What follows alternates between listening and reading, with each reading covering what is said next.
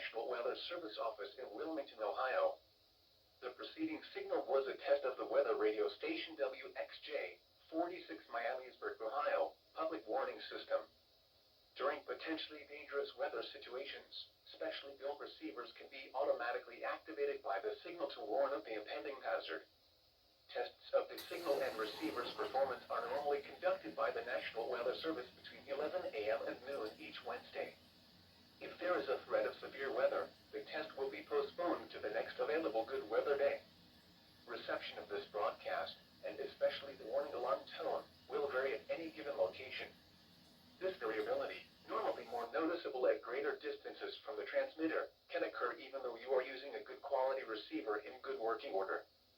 The warning alarm tone will be activated for hazardous watches and warnings for the following counties in Ohio: Butler, Champaign, Clark, Clinton, Dark, Greene, Logan, Miami, Montgomery, Preble, Shelby, and Warren.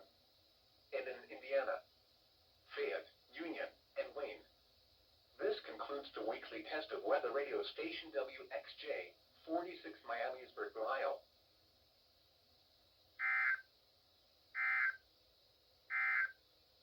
Light rain and 64.